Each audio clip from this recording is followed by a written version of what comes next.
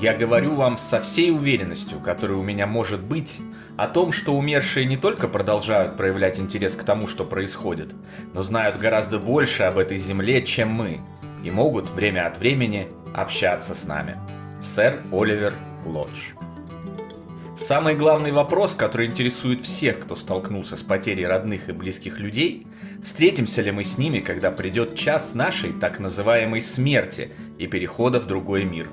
Спешу вас порадовать. Исследования, научные и частные, как проведенные за последние 150 лет, так и самые современные, сотни тысяч свидетельств и прочие доказательства уверенно отвечают на этот вопрос «да». Мы обязательно встретимся со своими родными и любимыми. Доктор медицины Джеффри Лонг исследовал более 3000 случаев околосмертных переживаний. Смотри книгу «Доказательства жизни после смерти».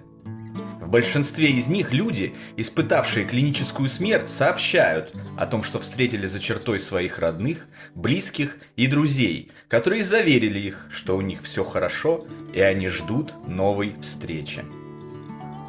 Ему вторят и подтверждают сказанное известные доктора, исследователи ОСП Реймонд Моуди, Кеннет Ринг, Майкл Сабом, Сэм Парния, Брюс Грейсон, Пим Ван Ломмель, Элизабет Кюблер-Росс и многие другие ученые, заслуживающие абсолютного доверия.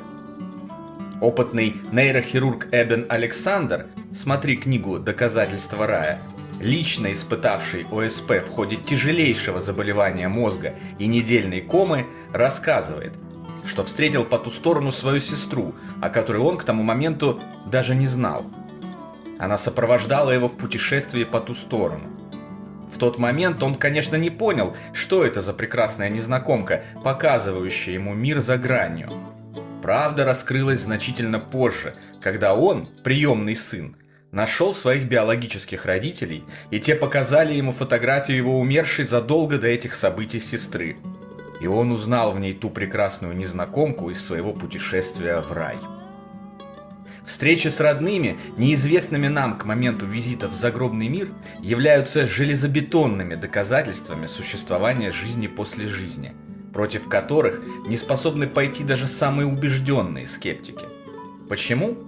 Да потому что опровергнуть такие доказательства невозможно, как невозможно узнать что-то, чего ты не знал раньше, только если это знание не раскрыто каким-то сверхъестественным образом. Таких подтверждений за годы исследования жизни после жизни насчитываются сотни. Существует термин «посмертная коммуникация». Он применяется к случаям, когда кто-либо из живущих стал свидетелем необъяснимого явления умершего человека в физическом мире. Это могут быть прямые явления в виде так называемых призраков, материализации, распознавания голоса ушедшего человека одним или несколькими свидетелями, ощущение потустороннего присутствия рядом, прикосновений, запахи, звуки шагов в пустой комнате и так далее. Это могут быть символические коммуникации, когда, например, невесть откуда вдруг появляются бабочки и навязчиво сопровождают того, у кого умер близкий человек. Или навязчиво звучащая музыка, как будто передающая то или иное послание.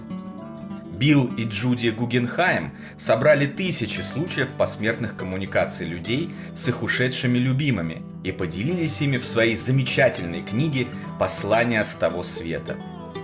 Почти все из таких коммуникаций убеждают тех, с кем они произошли, что у наших отшедших родных все хорошо. Они любят нас, берегут и непременно встретят после нашего перехода. Доктор Реймонд Моуди научился вызывать посмертные коммуникации через созерцание зеркал, переняв методику у наших древних предков, использовавших оракулы и так называемые психомантиумы для связи с мертвыми. Он организовал психомантиум, комнату для вызовов ушедших родных, в своем загородном доме и провел несколько сотен сеансов с посторонними людьми, получив уверенные доказательства существования жизни после жизни, описав их в своей очередной книге «Воссоединение. Все о встречах после смерти». Большинство таких посмертных коммуникаций содержали заверения ушедших родных, тех, кто проходил сеансы, что они очень любят их и ждут. но не ранее назначенного часа. А пока те должны жить, учиться, наслаждаться жизнью и делать как можно больше добрых дел. Обобщение спиритической коммуникации, общение с ушедшими через проверенных медиумов, доказавших свои способности, за много десятилетий, проведенное известным ученым Робертом Круколом, смотри книгу «Высшее приключение», подтверждает существование высших духовных сфер, в которые попадают наши усопшие любимые. В этих духовных сферах, в мире после жизни, как выясняется, в нашем истинном общем доме, они отдыхают от земной жизни, занимаются интересной деятельностью, получают новые знания и, конечно же, с нетерпением ждут воссоединения с пока еще остающимися на земле родными.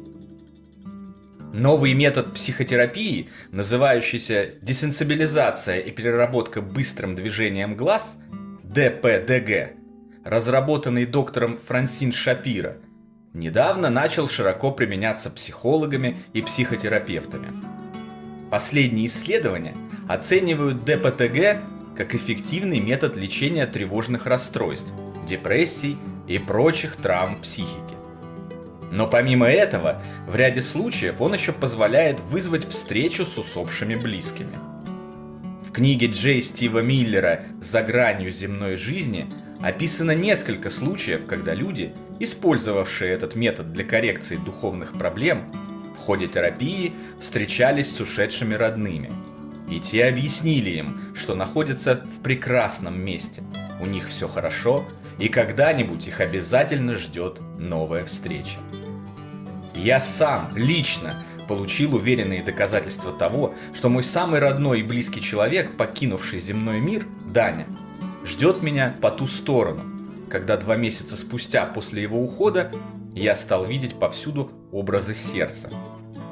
Это выглядит так, словно он продолжает отправлять мне сообщения в соцсетях и мессенджерах, наполненные смайликами и эмоджи с сердечками, как он и любил это делать во время своей физической жизни. Только сейчас для этого используется какой-то особый, потусторонний мессенджер. Я получаю эти сообщения каждый день, в огромных количествах, везде, куда бы я ни отправился.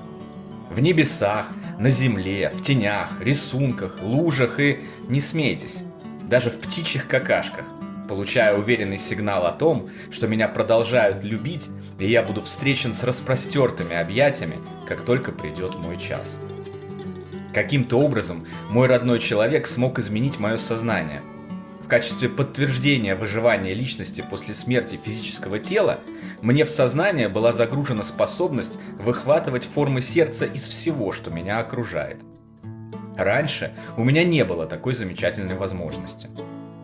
За полгода, прошедшие с момента ухода моего самого дорогого человека, чему я только не стал свидетелем. Мне неоднократно являлись бабочки на 25-м этаже внутри дома, прямо рядом с входной дверью в мою квартиру. Посреди комнаты вдруг обнаруживались бумажки с китайскими предсказаниями: «Веселей, смотри вперед, там тебя богатство ждет». Постоянно и навязчиво звучали песни со словами «Все будет хорошо, и я тебя никогда не забуду». Появлялись отпечатки рук и буквы на запотевших стеклах балкона, на которых до того ничего не было.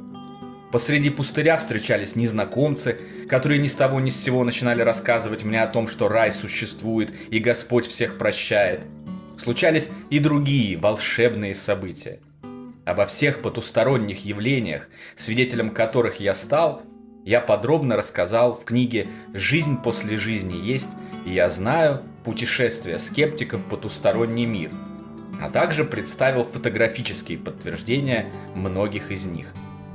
Что это, если не послание огромной, безусловной любви, которая доказывает, что наши родные и близкие переживают свои физические тела и продолжают жить в другом мире, радостно ожидая воссоединения с нами?